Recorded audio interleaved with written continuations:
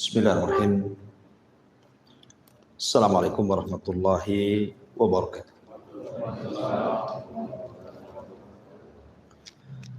Alhamdulillah wassalatu wassalamu ala Rasulillah wa ala alihi wa sahbihi wa mawalah wa la hawla wa la quwata illa billahi wa ba'd. Baik, kita lanjutkan kajian kita, masih membahas tafsir surah Al-Baqarah dan kita masuk pada ayat ke-30. A'udzubillahi minasyaitonir rajim. Bismillahirrahmanirrahim. Wa idz qala rabbuka lil malaikati inni ja'ilun fil ardi khalifah. Qalu ataj'alu fiha man yufsidu fiha wa yasfiku ad-dima'a wa nahnu nusabbihu bihamdika wa nuqaddisu lak qala inni a'lamu ma la ta'lamun. Dan ingatlah ketika Rabbmu berfirman kepada para malaikatnya, sesungguhnya diriku akan menjadikan di bumi ini khalifah.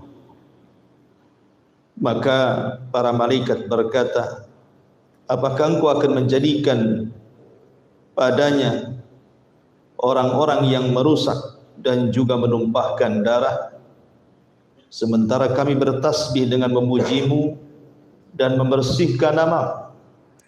Maka Allah berfirman, sesungguhnya aku lebih tahu dari apa yang kalian tidak tahu.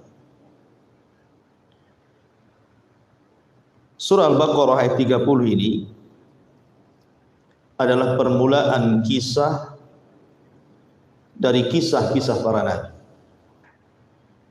Di sini Allah Subhanahu wa taala hendak mengkisahkan kepada kita tentang kisah awal penciptaan manusia, Nabi Allah Adam alaihi salatu wassalam. Sebelum kita bahas ayat ini, kita tahu bahwa penciptaan Adam alaihi salatu wassalam tidak lepas daripada kisah penciptaan alam semesta. Maka kita akan urut supaya lebih detail dan lebih memahami tentang kisah awal penciptaan alam semesta dan juga makhluk pertama dari Bani Adam. Di dalam surah Al-Insan, Allah Subhanahu wa taala berfirman, hal ata 'alal insan hinum minad dahri lam yakun syai'an madhkura. Bukankah pernah datang kepada manusia waktu dari masa yang ketika itu belum merupakan sesuatu yang dapat disebut. Artinya bahwa sebelum Allah Subhanahu wa taala menciptakan alam semesta dan juga isinya, tidak ada sebutan. Tidak ada sebutan ini langit, ini bumi, ini gunung, ini sungai, ini bintang, ini Adam, ini malaikat, ini jin, dan begitu seterusnya. Barulah kemudian Allah Subhanahu wa taala menciptakan alam semesta, dimulai daripada penciptaan makhluk yang paling besar yang disebut dengan Arsy, kemudian sampai kepada menciptakan langit dan bumi. Kita akan fokus kepada penciptaan langit dan bumi karena ini yang akan kita bahas dan ada hubung kait dengan kisah Nabi Allah Adam alaihi salatu wassalam. Allah Subhanahu wa taala berfirman di dalam surah Al-A'raf ayat 54. Inna rabbakumullahu alladhi khalaqas samawati wal arda fi sittati ayyamin thumma istawa 'alal 'arsy. Sesungguhnya Rabb kalian, yaitu Allah, dialah yang telah menciptakan langit dan bumi dalam 6 hari. Kemudian dia beristiwa di atas arsy. Kemudian ayat yang sama juga disebutkan dalam surah Qaf ayat 38. Walaqad khalaqnas samawati wal arda wama bainahuma fi sittati ayyamin wama massana min lughub. Sungguh kami telah menciptakan langit dan bumi, kata Allah, serta segala yang ada di antara keduanya dalam 6 hari. Dan aku tidak pernah disentuh dengan kecapean. Dan tentu ketika Allah Subhanahu wa taala menciptakan langit dan bumi selama 6 hari, tidak ada yang tahu ketika menciptakan keduanya kecuali Allah. Artinya tidak ada yang menyaksikan dari makhluk-makhluknya kecuali Allah Subhanahu wa taala yang tahu. Dan itu disebutkan dalam surah Al-Kahfi ayat 51. Allah mengatakan, ma ashhadtuhum khalqas samawati wal ard wala khalqa anfusihim. Aku tidak menghadirkan mereka untuk menyaksikan penciptaan langit dan bumi, dan tidak pula penciptaan diri mereka sendiri. Artinya ini adalah perkara gaib. Bagaimana Allah Subhanahu wa taala menciptakan langit dan bumi, yang tahu hanya Allah Subhanahu wa taala. Tetapi secara global kita tahu bahwa ketika Allah Subhanahu wa taala menciptakan langit dan bumi itu, tentu ada rinciannya. Berapa hari menciptakan langit dan berapa hari menciptakan bumi, dan bagaimana kemudian muncul makhluk-makhluk setelahnya. Allah Subhanahu wa taala berfirman di dalam surah Fussilat ayat 9 sampai 12.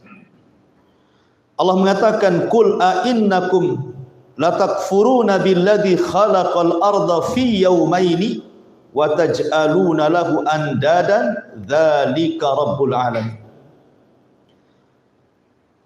Sesungguhnya patutkah kalian kafir kepada yang menciptakan langit dan bumi dalam 2 hari, dan kamu adakan sekutu-sekutu baginya.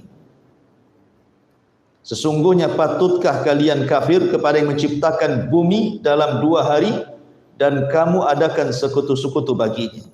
Dari sini menunjukkan bahwa Allah ciptakan bumi dalam 2 hari.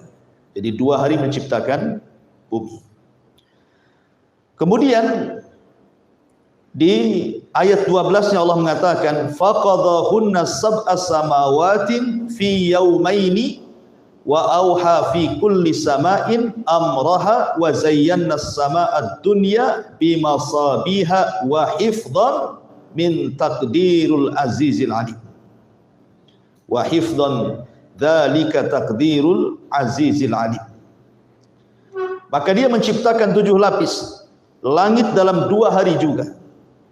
Dia mewahyukan pada tiap-tiap langit urusannya, dan kami hiasi langit yang dekat dengan bintang-bintang yang cemerlang, dan kami memeliharanya dengan sebaik-baiknya. Demikianlah ketentuan yang maha perkasa lagi maha mengetahui.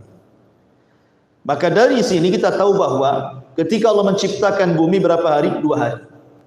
Setelah itu kemudian Allah Subhanahu wa taala menciptakan langit 2 hari juga. Kemudian sisa 2 harinya Allah kembali ke bumi dan menciptakan apa yang ada dalam bumi dari gunung, kemudian lautan dan yang semacamnya. Jadi genap menjadi 6 hari.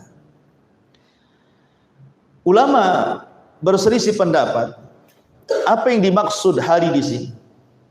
Apakah hari yang ma'ruf kita lalui, bahwa hari itu dimulai dari terbenam matahari, kemudian besoknya terbit matahari, kemudian terbenam lagi, itu disebut 1 hari 1 malam. Tetapi di sana ada pendapat bahwa apakah yang dimaksud hari di sini? Hari yang difirmankan oleh Allah Subhanahu wa taala, inna yauman inda rabbika ka'alfi sanatin mimma ta'uddun, bahwa 1 hari menurut ketentuan Allah itu 1000 tahun. Di sini menjadi silang pendapat gitu ya. Maksudnya menciptakan 2 hari bumi, 2 hari bumi, 2 hari langit itu, 1 harinya itu apakah hari yang kita lewati seperti ini? Ataukah yang dimaksud hari di situ artinya 1 hari itu sama dengan 1000 1000 tahun gitu. Maka ini menjadi polemik para ulama. Ada yang berpendapat bahwa maknanya sebagaimana makna hari yang dikenal manusia. Ya, seperti kita laluilah hari-hari itu. Tapi ada juga yang mengatakan maksudnya 1000 tahun. Wallahu a'lam.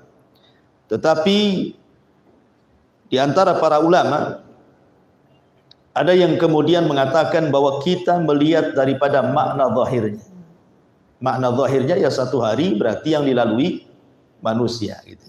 Tetapi tidak menuntut kemungkinan juga makna hari itu artinya 1000 tahun. Berdasarkan ayat tadi, inna yauman inda rabbika ka alfi sanatin mimma ta'udun. Bukan 1 hari menurut Allah itu ketentuannya adalah 1000 tahun. Wallahu a'lam, kita tidak tahu. Kemudian pertanyaannya, mana yang lebih dulu? Allah Subhanahu wa taala menciptakan langit ataukah bumi? Maka ini pun menjadi polemik para ulama. Ada yang mengatakan bumi dulu baru langit, ada yang mengatakan langit dulu baru bumi. Dua-duanya berdalil dengan Al-Qur'an. Yang mengatakan bumi dulu baru langit disebutkan dalam surah Fussilat tadi yang kita baca tadi. Bahwa Allah Subhanahu wa taala menyebut Allah menciptakan bumi 2 hari di ayat 9-nya, baru di ayat 12-nya Allah menciptakan langit 2 hari. Berarti menunjukkan bahwa bumi dulu baru langit, itu maksudnya dalam surah Fussilat. Kemudian juga pendapat yang lain di dalam surah An-Nazi'at ayat 29 sampai 33 justru terbalik. Langit dulu baru bumi. Dan itu kita lihat dalam surah An-Nazi'at Allah mengatakan a'antum asyaddu khalqan amis sama banaha rafa'a samkaha fasawwaha wa aghtasha lailaha wa akhraja duhaha wal arda ba'da dzalika dahaha. Apakah kamu lebih sulit penciptaannya ataukah langit? Allah telah membinanya, Dia meninggikan bangunannya lalu menyempurnakannya, dan Dia menjadikan malam gelap gulita dan menjadikan siangnya terang benderang, dan bumi sesudah itu dihamparkannya. Di sini Allah Subhanahu wa taala menyebut langit dulu baru bumi dihamparkan. Berarti kalau kita melihat surah Fussilat yang berpendapat bahwa bumi dulu baru langit, itulah dalilnya.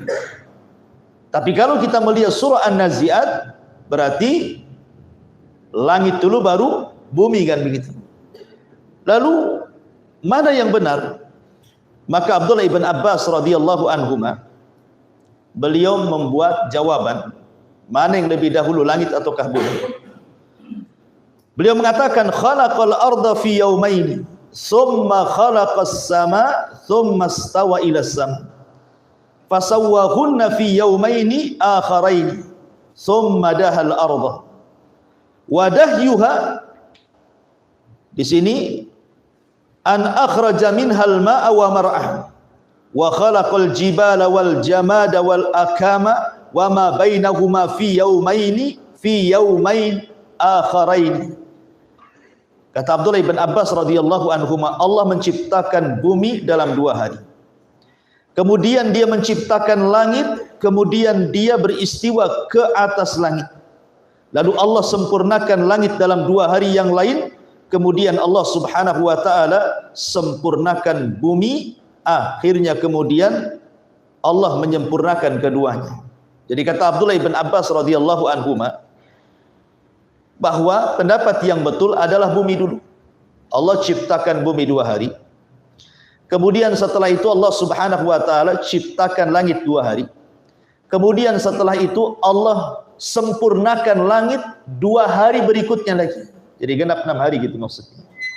Ini menurut Abdullah ibn Abbas radhiyallahu anhu. Masalahnya ada sebuah hadis Nabi SAW yang seolah-olah zahirnya bertentangan dengan nas Al-Quran. Kan Quran mengatakan Allah menciptakan langit dan bumi 6 hari. Kalau menurut pendapat Abdullah ibn Abbas radhiyallahu anhu yang tadi kita baca, bahwa Allah menciptakan bumi 2 hari. Setelah itu Allah menciptakan langit 2 hari. Kemudian 2 harinya lagi Allah sempurnakan langit dengan segala isinya. Berarti 6 hari semuanya. Kemudian ada hadis Nabi SAW yang berbunyi seperti ini. Hadis ini dikeluarkan Imam Muslim. Nabi SAW mengatakan, khalaqallahu turbata yaumas sabti. Allah menciptakan tanah di hari Sabtu. Wa khalaqa fihal jibal yaumal ahad. Allah menciptakan gunung-gunung di hari Ahad. Wa khalaqa syajara yaumal itsnin. Allah menciptakan segala jenis pepohonan di hari Seninnya. Wa khalaqal makruha yaumal thulatha. Dan Allah menciptakan keburukan di hari Selasa. Wa khalaqan nura yauma al-arbi'ah. Dan Allah menciptakan cahaya di hari Rabunya. Wa batha fiha dawab yaumal khamis. Kemudian Allah ciptakan banyak binatang di hari Kamisnya. Wa khalaqa Adam ba'dal asri min yaumil jum'ah. Kemudian Allah ciptakan Adam setelah asar di hari Jumat. Berarti kalau kita melihat hadis ini saja sudah 6 hari kan? Kan Allah menciptakan tanah hari Sabtu. Kemudian gunung hari Ahad. Kemudian pohon hari Senin. Kemudian Allah ciptakan keburukan hari Selasa. Kemudian Allah ciptakan cahaya hari Rabu. Kemudian Allah ciptakan binatang hari Kamis. Kemudian Allah ciptakan Adam hari Jumat.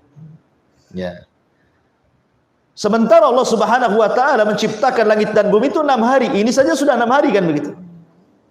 Maka ulama mengatakan bahwa tidak ada hubung kait antara 6 hari ketika Allah menciptakan langit dan bumi dan juga isinya dengan hadis ini. Jadi hadis ini bicara tentang 6 hari yang lainnya. Jadi setelah Allah Subhanahu wa taala ciptakan langit, ciptakan bumi, kemudian Allah sempurnakan langit sehingga sampai 6 hari, baru Allah Subhanahu wa taala ciptakan di hari yang lain. Inilah kemudian demi untuk memelihara bumi, makanya Allah Subhanahu wa taala ciptakan tanah, ciptakan gunung, ciptakan binatang, tumbuh-tumbuhan dan begitu seterusnya di hari yang lain. Jadi tidak ada hubung kait dengan ayat yang sedang kita bicarakan di sini. Taib ma'asyiral muslimin yang dimuliakan Allah Subhanahu wa taala. Kalau kita melihat hadis yang dikeluarkan Imam Muslim ini, Allah Subhanahu wa taala akhirkan penciptaan Adam. Dan sebelumnya Allah Subhanahu wa taala awalkan penciptaan fasilitas bumi. Ya kan Adam diakhirkan. Ya, karena di hari Ahad dulu mulai kan Allah Subhanahu di hari Sabtu dulu Allah menciptakan tanah, kemudian setelahnya gunung, kemudian setelahnya pohon, kemudian setelahnya keburukan, cahaya, kemudian binatang. Baru kemudian Allah ciptakan Adam. Menunjukkan Allah Subhanahu wa taala Ar-Rahim. Ya, Allah Subhanahu wa taala zat yang memberikan kasih sayang kepada kita manusia sebelum diciptakan Allah sudah sediakan fasilitasnya. Itu maksudnya ya.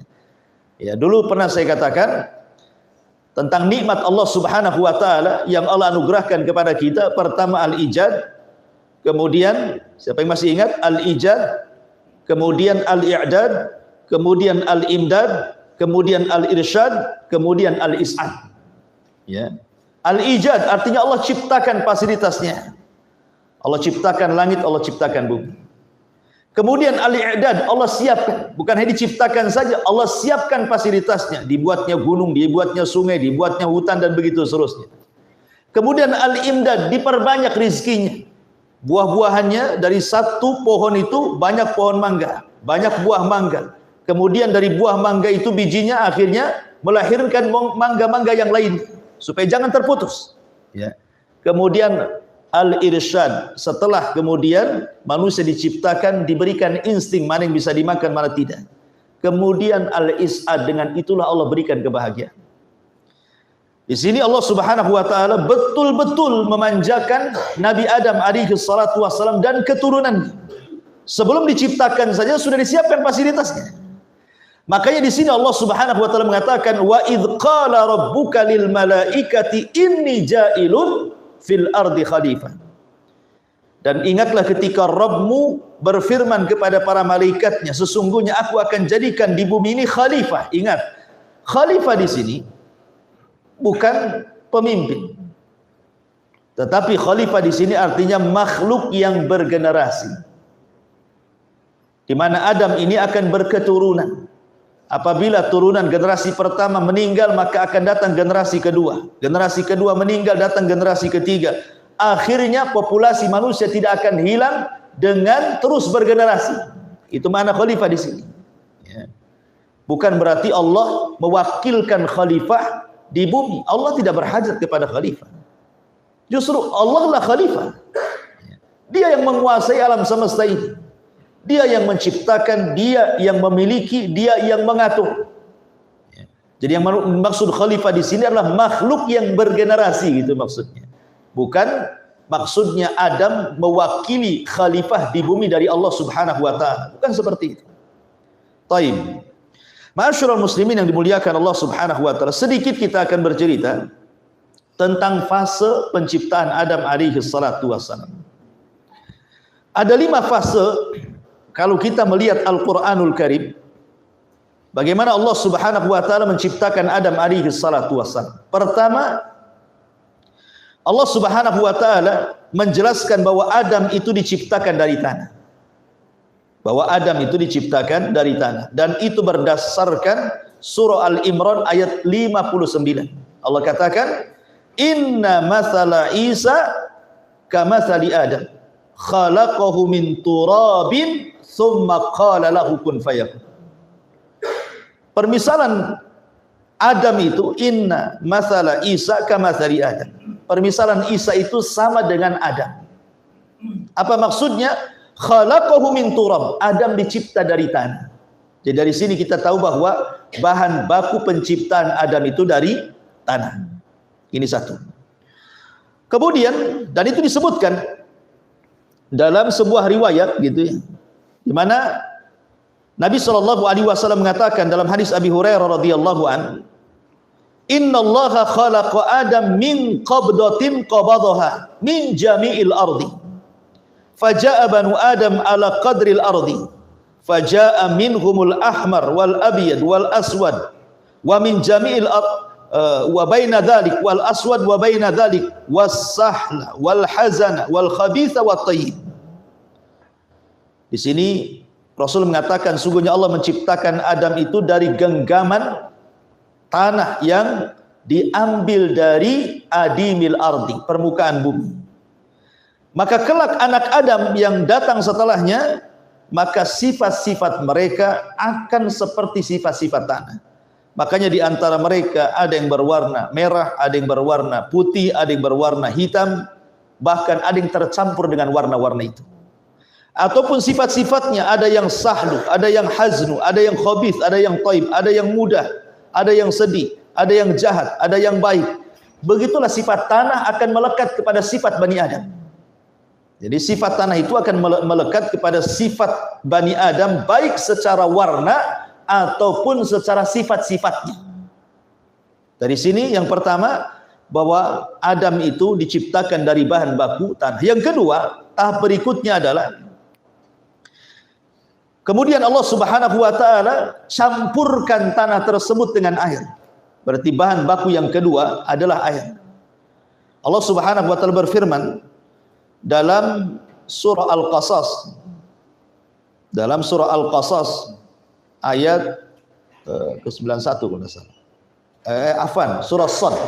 Surah Sad ayat ke-71. Allah mengatakan, "Idz qala rabbuka lil malaikati inni khaliqun basharan min tin." Ingatlah ketika Tuhan berfirman kepada malaikat, sesungguhnya aku telah menciptakan manusia dari tanah. Sebagian ahli tafsir mengatakan bahwa ketika memberikan catatan kepada surat Sad ayat 71 ini, maksudnya ketika bahan baku manusia dari tanah itu sudah diambil oleh malakul maut dari bumi, maka Allah Subhanahu wa taala kemudian campurkan dengan air. Allah Subhanahu wa taala mencampurkan tanah itu dengan air sehingga menjadi lempung. Bisa dibentuk kan gitu ya. Sebab kalau tanah saja tidak ada airnya kan tidak bisa dibentuk. Baru kemudian tahap yang ketiga, maka kemudian Adam sudah dalam bentuk tanah liat yang kering dan kuat. Dan itu Allah Subhanahu wa taala katakan, "Khalaqnahum min tinin lazib." Kami ciptakan Adam itu dari tanah yang liat yang kokoh. Jadi setelah dibentuk kemudian mengering. Ya. Maka Adam pun kemudian mengering sehingga menjadi kuat gitu ya. Kemudian tahap yang keempat, kemudian berubah wujud menjadi hitam dan juga berbau. Jadi setelah dibentuk itu kemudian dibiarkan mengering, maka tanahnya menghitam kemudian membau. Dan itu disebutkan dalam surah Al-Hijr ayat 28, di mana Allah mengatakan inni khaliqum basyaran min salsalin min hama'in masnun. Sesungguhnya aku akan menciptakan seorang manusia dari tanah liat yang kering yang berasal dari lumpur hitam yang dibentuk. Jadi berubah warnanya menjadi hitam dan mengeluarkan bau yang tidak sedap.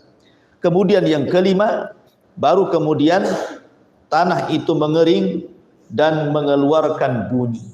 Allah mengatakan khalaqal insana min salsalin kal fakhar, dia menciptakan manusia dari tanah kering seperti tembikar. Artinya manusia itu di dalamnya penuh dengan rongga. Ya, kalau banyak rongga kemudian dipukul pasti akan bunyi. Ya kan? Maka ini penciptaan terakhir dari Adam, tetapi belum ditiupkan roh. Masih dalam bentuk patung Adam. Wallahu alam berapa puluh tahun, ada yang mengatakan 40 tahun dibiarkan, itu kan kisah-kisah Israiliyat. Tetapi yang jelas bahwa Allah Subhanahu wa taala menciptakan dengan 5 proses yang kemudian ditutup dengan ayat surah At-Tin. Inna khalaqnal insana fi ahsani taqwim. Sungguhnya kami bentuk manusia itu dalam seindah-indahnya bentuk. Tidak ada makhluk yang lebih indah bentuknya melebihi manusia. Karena Allah yang mengatakan seperti itu. Ya. Hatta sekalipun kita lihat bulan yang sangat indah begitu kan, tetap saja manusia jauh lebih indah dibandingkan bulan. Karena Allah yang mengatakan inna khalaqnal insana fi ahsani taqwim. Baik, kalau kita sudah tahu tahapan-tahapan bagaimana Adam alaihi salatu wasallam dibentuk oleh Allah Subhanahu wa taala. Kemudian Allah Subhanahu wa taala setelah itu menghabarkan bahwa dia sudah menciptakan makhluk untuk menjadi khalifah di bumi. Malaikat ini mereka mengatakan qalu ataj'alu fiha man yufsidu fiha wa yasfiku dima'a wa nahnu nusabbihu bihamdika wa nuqaddisu lak. Mereka berkata, apakah engkau akan menjadikan orang yang merusak di dalamnya, menumpahkan darah di dalamnya, sementara kami makhluk yang senantiasa bertasbih memujamu dan membersihkan namamu? Sebagian para ulama mengatakan, kok malaikat tahu bahwa Adam ini nanti kalau diciptakan kemudian anak turunannya akan merusak bumi dan menumpahkan darah? Dari mana malaikat tahu, pertanyaannya? Ya kan? Dari mana malaikat tahu sehingga dia datang kepada Allah dan mengatakan seperti itu? Maka ulama menjawab dengan 4 jawaban. Kenapa malaikat sampai ngomong begitu? Jawaban yang pertama, boleh jadi itu adalah ilham. Jadi Allah Subhanahu wa taala mengilhamkan kepada hati-hati para malaikat itu bahwa kelak Adam diciptakan dan anak turunannya akan merusak dan menumpahkan darah.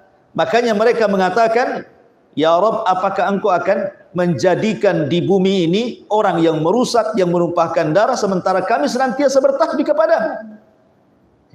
Ini satu pendapat. Yang kedua, boleh jadi itu dalam bentuk ikhbar, cuman tidak dicantumkan dalam Quran. Ya. Jadi kalau seandainya mau dicantumkan dalam Al-Quran itu boleh jadi itu dalam bentuk ikhbar. Allah menghabarkan kepada para malaikat bahwa makhluk yang akan saya ciptakan ini, nanti di antara mereka ada yang merusak, di antara mereka ada yang menumpahkan darah. Jadi malaikat ini takjub, heran gitu ya. Seolah-olah, loh, kalau sudah tahu bahwa makhluk yang diciptakan ini akan merusak dan akan menumpahkan darah, ngapain kau ciptakan gitu maksudnya? Ya. Makanya dia mengatakan, apakah engkau akan menjadikan makhluk yang merusak dan juga menumpahkan darah, sementara kami bertasbih kepadamu dan memujimu? Ini pendapat yang kedua. Pendapat yang ketiga, boleh jadi ini artinya al-ardu. Al-ardu itu penawaran. Jadi malaikat hendak menawarkan diri. Seolah-olah malaikat ingin mengatakan, ya Rabb, ya, daripada engkau menciptakan makhluk yang merusak, menumpahkan darah di bumi, Gak usah kau ciptakan, kirim kami saja ke bumi. Biar kami beribadah di bumi. Biar tidak ada lagi yang merusak, tidak ada lagi yang menumpahkan darah, gitu maksudnya. Dia menawarkan. Ini bukan membantah, tidak ada. Malaikat tidak, nggak mungkin malaikat membantah Allah kan. Ini penawaran, malaikat menawarkan diri. Ya Rabb, tidak usahlah kau ciptakan Adam dan turunannya itu.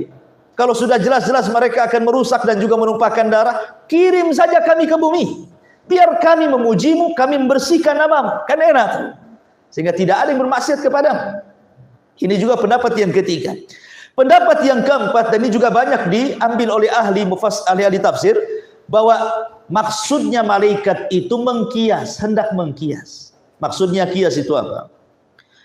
Sebelum Allah Subhanahu wa taala menciptakan Adam itu, terlebih dahulu Allah ciptakan siapa? Malaikat dan juga jin. Nah itu ya. Sesuai dengan tartib hadis kan, khuliqatil malaikah min nur wa khuliqatil jan mimma rijimin nar wa khuliqa Adam mimma wusifa lakum. Allah ciptakan malaikat dari cahaya, Allah ciptakan jin dari api, dan Allah ciptakan Adam sebagaimana disifatkan kepada kalian. Dari tartib hadis ini, maka kita tahu bahwa makhluk yang berakal itu tiga.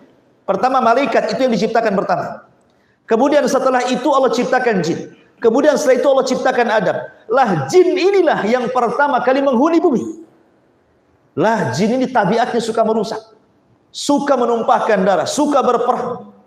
Sehingga malaikat takut kalau seandainya Allah menciptakan makhluk selain jin dalam bentuk manusia, nanti seperti jin, gitu maksudnya. Seolah-olah malaikat ingin mengatakan, ya Rabb, apakah engkau akan menjadikan di bumi ini orang yang merusak, yang menumpahkan darah seperti jin? Ya gitu maksudnya ya. Sementara kami memujamu dan membersihkan namamu. Ini ada 4 pendapat tentang kenapa malaikat sampai mengucapkan seperti ini. Ya. Walaupun ya, sebagian para ulama menguatkan bahwa ini hanya sekedar al-ardu. Al-ardu itu artinya malaikat ingin menawarkan. Ya, karena malaikat itu kan makhluk yang senantiasa beribadah dan tidak pernah bermaksiat kepada Allah. Dia tidak suka dengan maksiat. Karena memang Allah Subhanahu wa taala ciptakan untuk itu kan gitu ya. Untuk beribadah kepada Allah saja. Makanya malaikat menawarkan, daripada engkau menciptakan Adam dan juga turunannya yang kelak akan merusak dan menumpahkan darah, kirim kami saja ke bumi.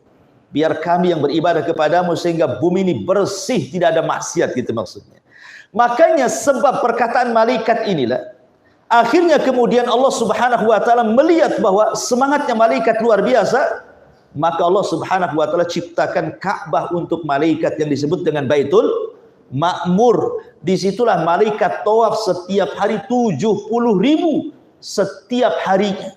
Apabila mereka keluar tidak akan kembali, kemudian datang malaikat dengan jumlah yang sama dalam satu hari itu, kemudian keluar tidak akan pernah kembali, dan datang lagi malaikat dengan jumlah yang sama, dan begitu seterusnya, menunjukkan jumlah malaikat tidak ada yang tahu kecuali Allah. Wa ma ya'lamu junuda rabbika illahu wa ma huwa illa dzikra lil bashar. Tidak ada yang tahu jumlah malaikat kecuali Allah, dan semua ibadah. Ya, ini juga penafsiran para ulama. Wallahu a'lam. Baik. Kemudian di sini Allah Subhanahu wa taala ingin menjelaskan tentang keutamaan Nabi Adam di antara malaikat. Wa 'allama Adam al-asma'a kullaha thumma aradahum 'ala al-malaikati faqala anbi'uni bi asma'i haula'i in kuntum shadiqin. Dan Allah ajarkan kepada Adam nama-nama semuanya. Apa yang dimaksud nama-nama semuanya? Abdullah bin Abbas radhiyallahu anhu mentafsirkan, yang dimaksud nama-nama semuanya artinya semua nama yang ada di alam semesta ini. Semua nama. Mulai dari yang makhluk yang besar sampai makhluk yang kecil, semua diajarkan oleh Allah Subhanahu wa taala. Mulai yang kecil umpamanya ini kecoa, ini semut, ini apa itu? Kaki seribu, apa itu? Gitu. Ini kutu, ini cebong, ini kodok, gitu. Jadi dari yang kecil sampai yang besar, ini langit, ini bumi, ini sungai, ini laut, ini gunung, ini hutan, gitu ya. Ini pohon dengan berbagai macam pohonnya, buah dengan berbagai macam buahnya, gitu ya. Ikan dengan berbagai macam ikannya. Ini mujair, ini gurami, ini lohan, ini apa gitu. Semua diajarkan. Tidak ada yang luput satupun nama di alam semesta kecuali Adam tahu. Ini satu penafsiran menurut Abdullah ibn Abbas radhiyallahu anhu. Penafsiran yang lain mengatakan bahwa maksudnya Adam alaihi salatu wassalam itu diajarkan oleh Allah Subhanahu wa taala seluruh bahasa yang akan diucapkan turunannya. Semua bahasa.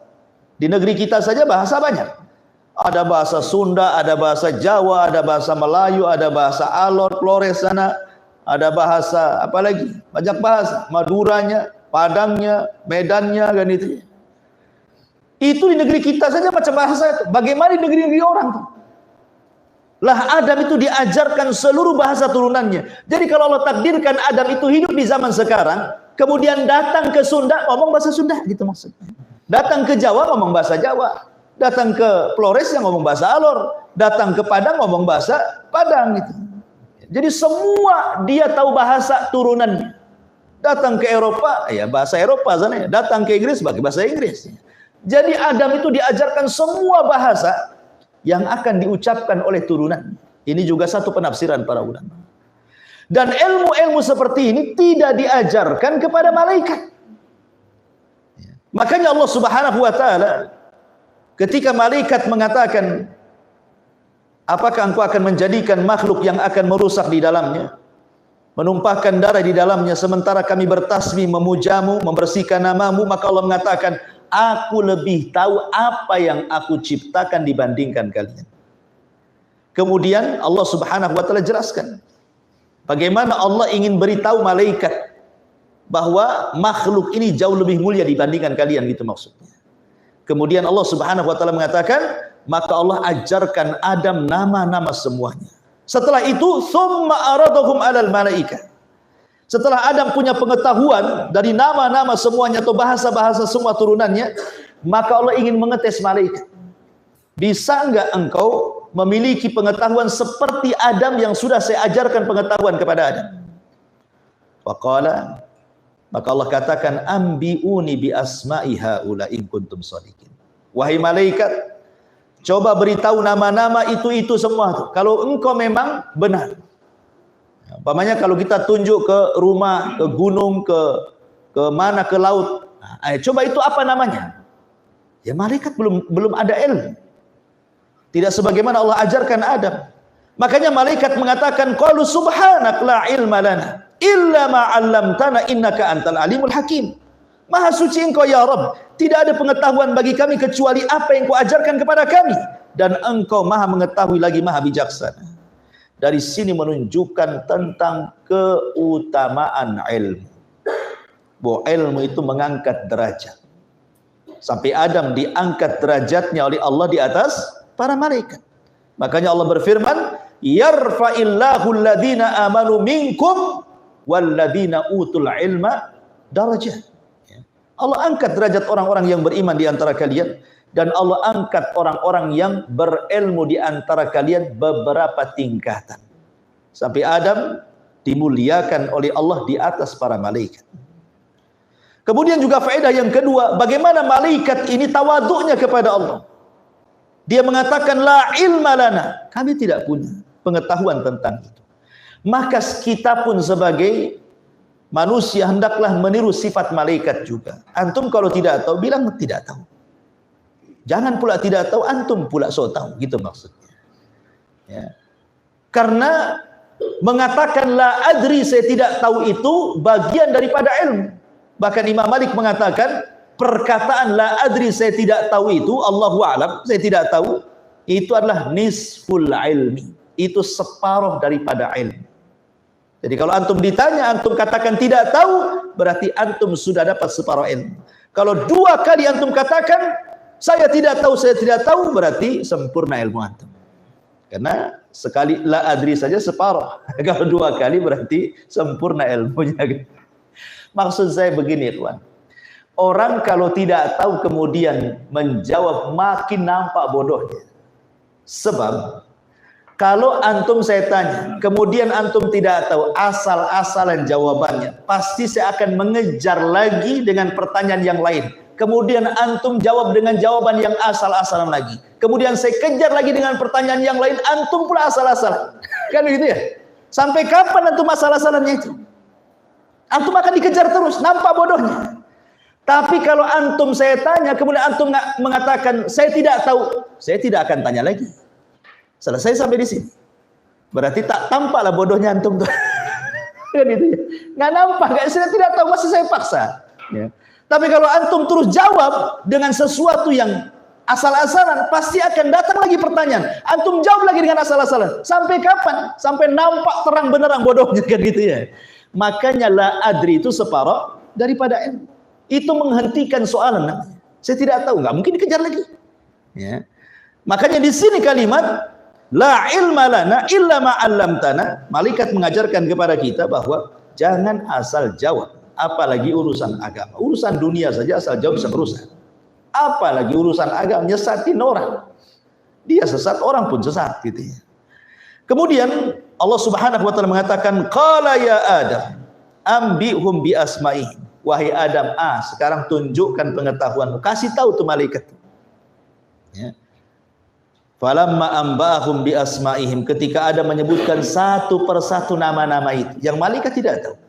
Ya.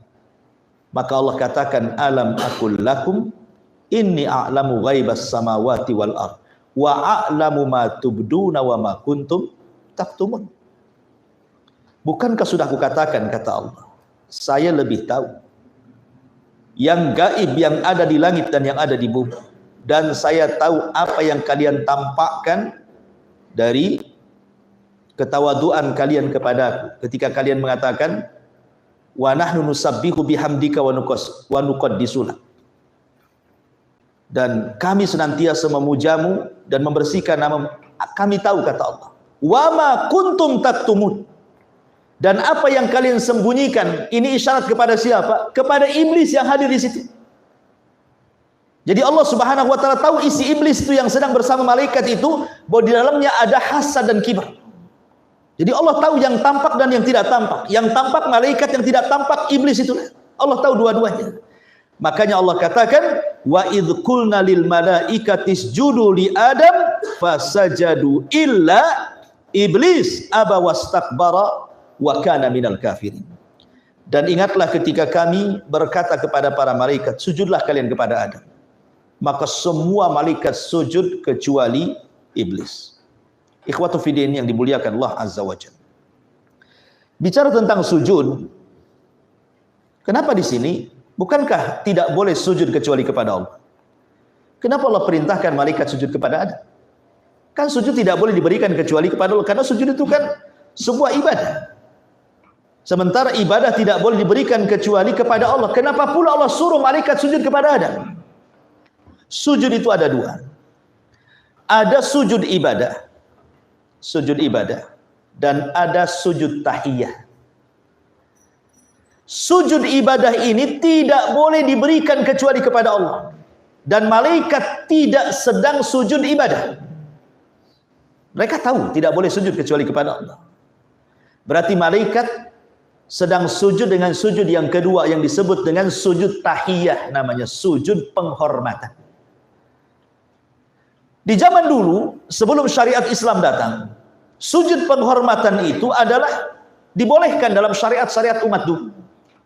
Dalam syariat-syariat umat dulu, sujud penghormatan itu boleh. Makanya kalau kita lihat sebuah ayat di dalam Al-Quran ketika Allah Subhanahu wa taala menceritakan tentang kisah Nabi Yusuf, Allah mengatakan, idz qala Yusufu li abihi ya abati inni ra'aitu ahada asyara kaukaban wasyamsa wal qamara ra'aituhum li sajidin. Kan itu ya. Apa kata Nabi Yusuf kepada Yakub, ayahnya cerita? Kata Yusuf, wahai ayahku, sungguh semalam aku bermimpi melihat ada 11 bintang. Di situ ada matahari, di situ ada bulan. Aku lihat semua itu sujud kepada. Maksudnya sujud di sini bukan sujud ibadah, karena tidak mungkin sujud kepada Nabi Yusuf dengan sujud ibadah, kan begitu. Maksudnya sujud penghormatan.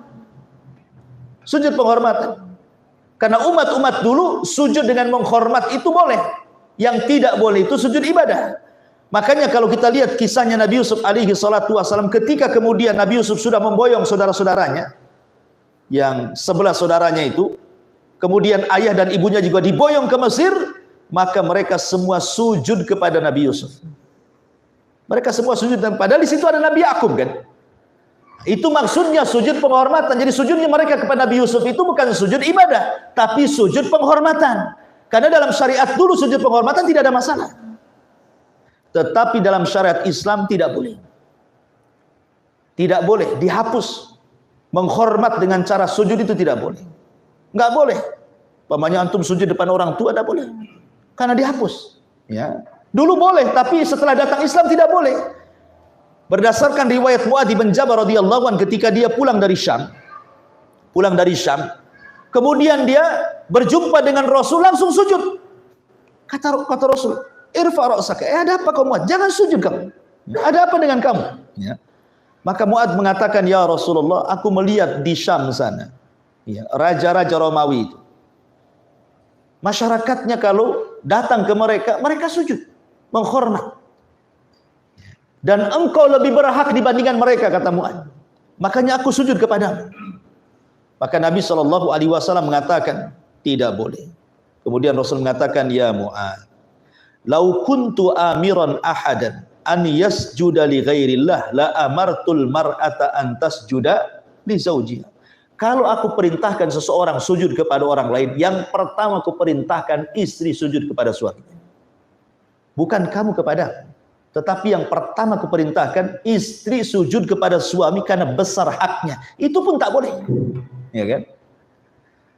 Ini juga sama riwayatnya ketika Nabi SAW sedang membonceng Anas bin Malik, kemudian masuk ke ganggang kota Madinah, tiba-tiba ada unta mengejar, kemudian berdiri di hadapannya, tiba-tiba kemudian yabruk, unta itu duduk menghormat Nabi, tiba-tiba menangis. Dalam Musnad Imam Ahmad. Kemudian Rasul turun mengusap tuh tangisan unta itu sampai reda tangisannya. Kemudian setelah itu Rasul mengatakan, siapa pemilik unta ini? Maka orang mengatakan, pemilik unta ini Fulan bin Fulan. Panggil dia. Rupanya seorang laki-laki dari Ansar. Kata Rasul mengatakan, tidakkah kau bertakwa kepada Allah? Allah sudah kuasakan unta kepadamu, kenapa kau tidak rawat dia? Lihat, dia mengadu kepada aku, kau hanya bisa mempekerjakan tapi tidak bisa mesejahterakan, katanya. Ketika sahabat melihat kok unta itu sujud di hadapan Rasul, mereka mengatakan, ya Rasul, unta ini nggak berakal. Dia sujud kepadamu, harusnya kami yang berakal yang sujud. Tapi Rasul mengatakan tidak boleh. Kalau memang aku perintahkan manusia sujud kepada manusia, tentu yang aku perintahkanlah seorang istri sujud kepada suaminya karena besar haknya. Itu pun tidak aku perintahkan. Maka dari sini menunjukkan bahwa sujud tahiyat sekalipun dalam Islam itu sudah dilarang. Tidak boleh. Ini hanya berlaku kepada umat-umat sebelum Islam saja. Ya. Makanya di sini ketika Allah Subhanahu wa taala katakan kepada para malaikat ini, wa qulna ya Adam, wa id qulna lil malaikati isjudu li Adam, dan ketika kami katakan kepada para malaikat sujudlah kalian kepada Adam, maka semua sujud, maksudnya sujud tahiyat, penghormatan, bukan sujud ibadah. Ya, menghormat saja. Itulah bentuk penghormatannya malaikat kepada Adam.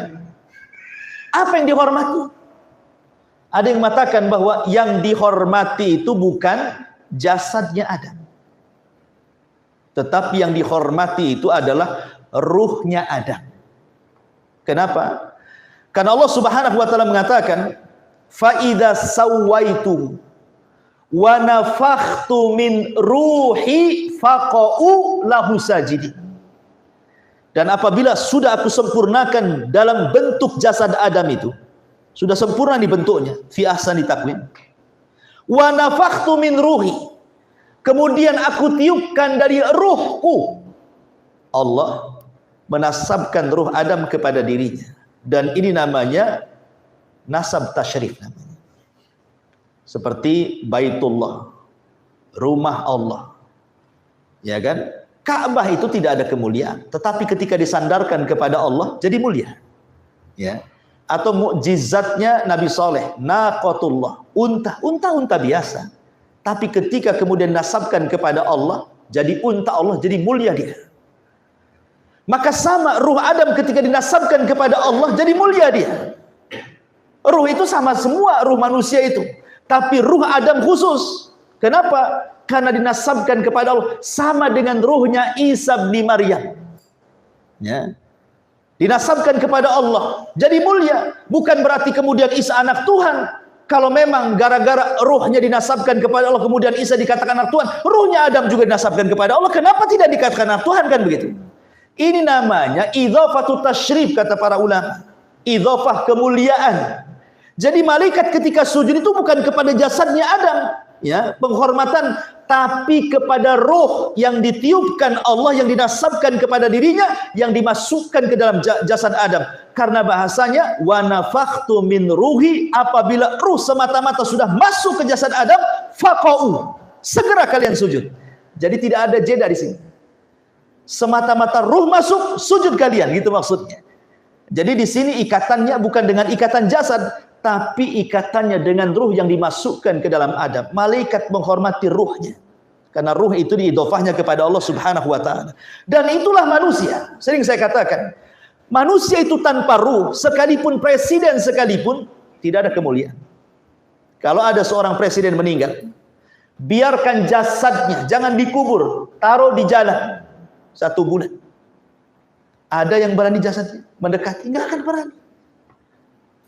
Baru beberapa hari saja sudah dikerubungi oleh lalat, kemudian dikerubungi oleh ulat, kemudian jadi busuk, kemudian bau membusuk, dan begitu. Siapa yang mau mendekati jasadnya?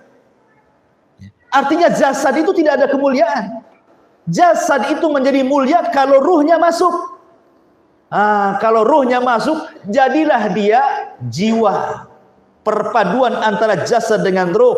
Makanya kemudian ketika ruhnya masuk ke jasad, hiduplah dia. Mulailah dia pakai pakaian. Mulailah pangkatnya nampak di pakaian. Bintangnya nampak di pakaian. Ya kan? Namanya ditulis di pakaian supaya orang tahu. Nah, mulai, sebab kalau sudah meninggal, itu tidak ada. Pakaian-pakaian itu ada lagi, cuma satu, kain kapan semua. Gitu kan, nggak ada lagi. Dicopot bintang-bintang, nggak ada. Jenderal mati pun kain kafannya diletakkan bintang-bintang di atasnya. Tak ada ceritanya. Kenapa? Karena jasad itu tidak ada mulianya. Sudah dicopot semua kebesarannya kan. Semua sama pakaiannya, putih semua. Kain kafan semuanya. Tapi kalau ruhnya masih ada, mulia dia. Macam-macam warna pakaian dia pakai, macam-macam bintang dia pakai. Nah, dari sini menunjukkan bahwa kemuliaan manusia itu ada pada ruh. Makanya memberi makan ruh itu jauh lebih mulia dibandingkan memberi makan kepada jasad. Makanan ruh itu apa? Ya ini ilmu ini. Ilmulah makanan ruh. Kalau makanan jasad ya nasi 3 piring, rawon 3 piring, itu untuk jasad. Tapi ruh ini ilmu, nasihat. Nah, itulah makanannya. Ya. Ma'asyiral muslimin yang dimuliakan Allah Subhanahu wa taala. Toh kembali. Kemudian fasajadu illa iblis aba wastakbara wa kana minal kafirin, kecuali iblis. Iblis ini ikhwatu fiddin muliakan Allah Azza wa Jalla, terjadi silang pendapat.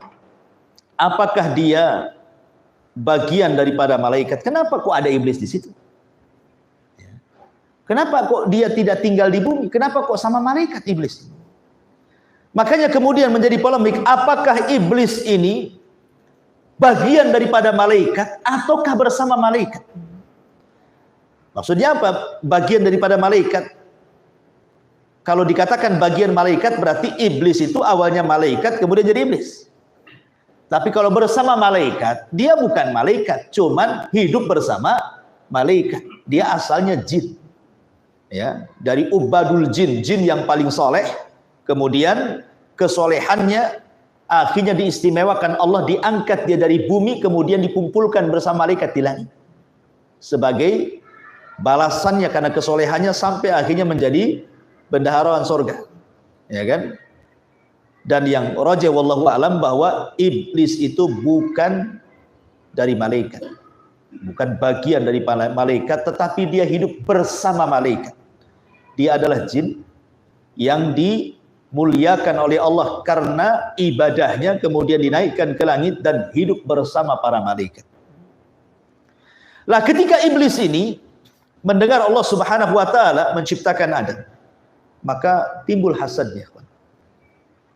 Jadi yang merusak iblis itu Dan ini juga yang akan merusak semua manusia yang kelak akan menjadi para pengikut iblis, itu karena 3 perkara. Disebutkan oleh Syekhul Islam Ibnu Taimiyah rahimahullah taala, penyakitnya iblis itu 3. Dan dari 3 ini lahirlah banyak maksiat.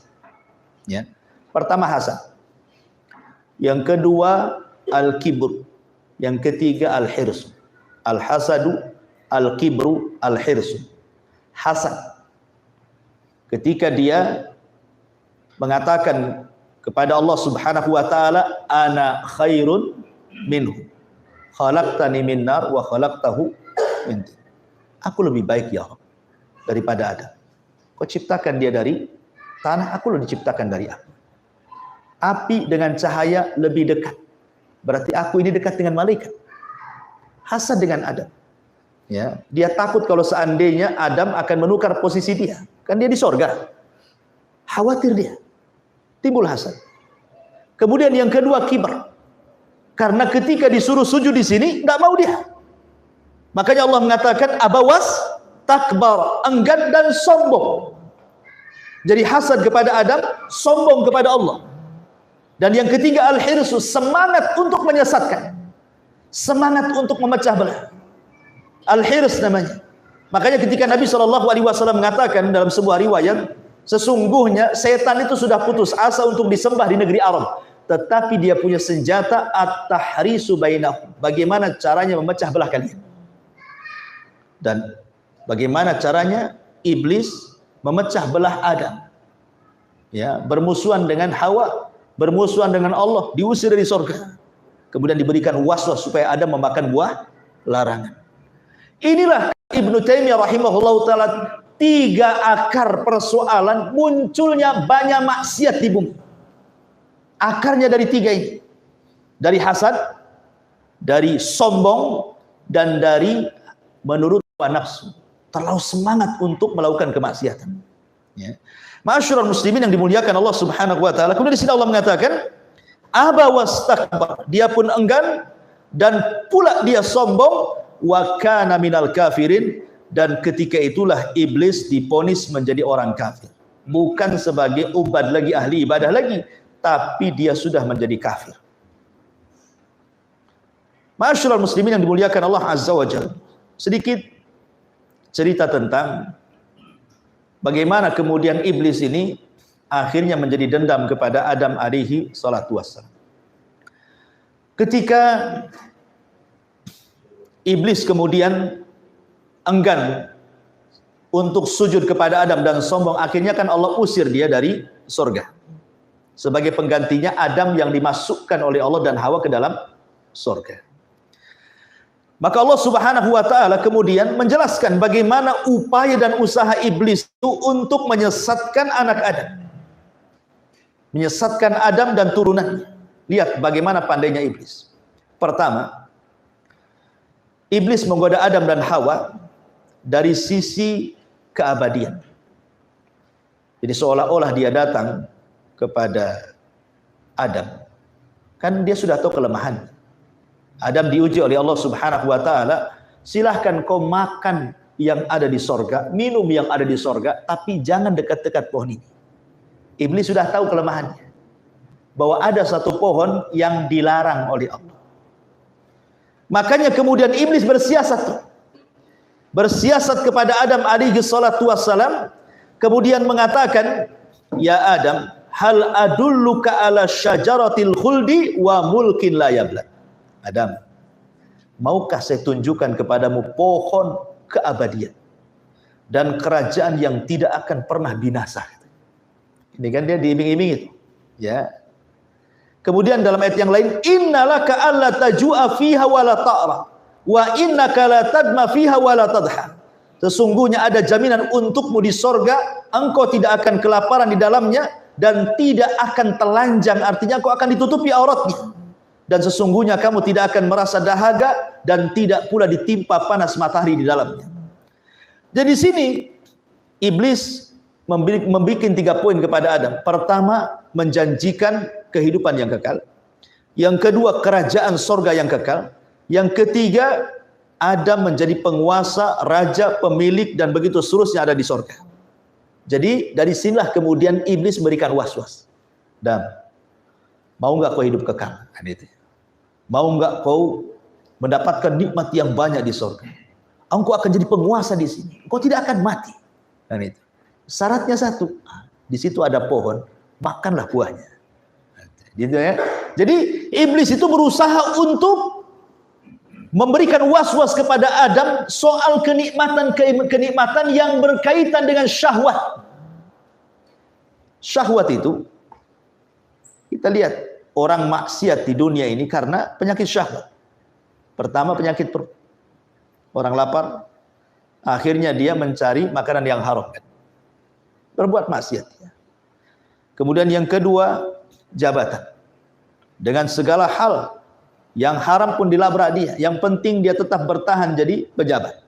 Ya kan, itu syahwat. Ya, itu sama dengan Adam juga kan itu. Ya. Kemudian juga kekekalan. Dia berpikir bahwa kalau banyak duitnya itu akan kekal. Akhirnya dia pun merasa sombong di dunia karena merasa punya kekayaan. Jadi semua penyakit-penyakit Adam ini, anak Adam yang hari ini terjadi, itu semua persis seperti was-wasnya iblis kepada Adam gitu maksudnya. Itulah warisannya. Makanya kita berlindung dari syaitan. Ini cerdasnya iblis kepada Adam ketika berikan was-wasnya. Yang kedua, iblis menanamkan pohon yang dilarang tersebut dengan sebutan syajaratil khuldi, ya. Pohon keabadian katanya. Padahal ini pohon celaka. Begitulah manusia, terkadang perkara-perkara buruk dihiasi seolah-olah baik. Ini khamar, ini bukan jus jeruk, padahal khamar, kan itu ya. Oh ini riba, bukan, itu bunga. Bunga kan indah, harum, kan itu ya. Begitu, ya. Hakikatnya buruk. Nah, itulah caranya iblis berikan was-was. Caranya iblis berikan was-was seperti itu. Kemudian juga iblis menghiasi rayuannya dengan sumpah. Ini yang paling bahaya. Jadi kan ketika Adam alaihi salatu wassalam masih belum terkena was-was iblis, ya masih sekilas-kilas gitu saja, belum terkena. Tapi ketika iblis bersumpah, akhirnya Adam pun terkena was-was iblis. Apa sumpah iblis?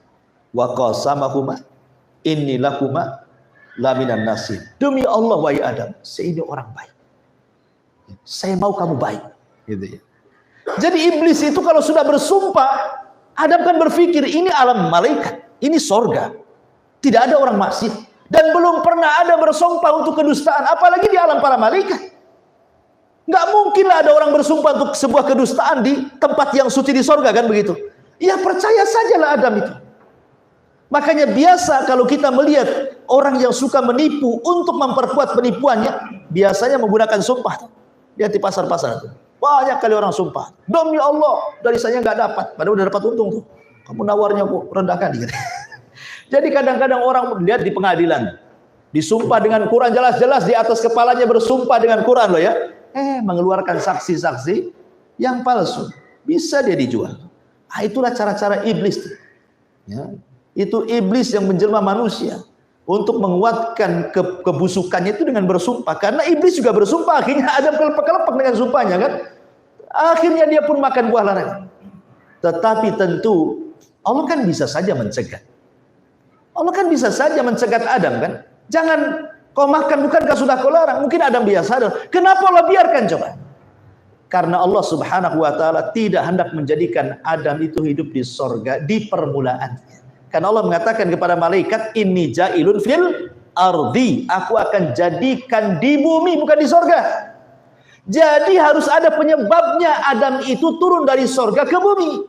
Lah salah satu hikmah penyebabnya karena idza aradallaha syai'an ahya asbaba. Allah itu kalau hendak menghendaki sesuatu, Allah hidupkan sebabnya tuh. Sebabnya seperti itu, Adam itu harus turun ke bumi dan menjadi khalifah, makhluk yang akan mengeluarkan banyak generasi setelahnya. Dan setiap manusia itu kullu nafsin dha'iqatul maut, setiap jiwa pasti mati. Kalau Adam tidak pernah turun dari sorga, tidak berlaku ayat ini kepada Adam. Sementara Adam juga masuk pada kategori nafsi dalam ayat ini. Berarti setiap jiwa termasuk Adam pasti mati. Lah kalau di sorga kapan matinya? Ya kan? Harus diturunkan dulu ke bumi biar dia mati. Ya. Sebab kalau orang sudah masuk sorga, nggak ada kematian di sorga. Makanya ketika Allah Subhanahu wa taala memerintahkan penyeru dan menyeru kepada penduduk surga, apa kata penyeru ini? Ya ahlal jannata la mauta lakum, wahai penduduk surga, tidak ada kematian. Jadi kalau orang masuk surga akan mati di situ. Maka di antara hikmahnya Adam turun ke bumi juga supaya terwujud bahwa setiap jiwa itu pasti mati. Dan Adam mati di bumi. Dimandikan para malaikat, dikafankan malaikat, disalatkan malaikat, dikuburkan malaikat. Kata malaikat, inilah sunnah untuk kalian sebagai anak cucu Adam. Makanya seperti itulah fardu kifayah. Ya. Ma'asyiral muslimin yang dimuliakan Allah Subhanahu wa taala, dan begitu seterusnya ya. Ini masih panjang kisah Nabi Adam. Tapi sudah jam 9. Insyaallah kita lanjutkan minggu depan. Sampai di sini kajian kita dan ada manfaatnya. Subhanakallah bihamdika asyhadu an la ilaha illa anta astaghfiruka wa atubu ilaik. Allah taala. Assalamualaikum warahmatullahi wabarakatuh.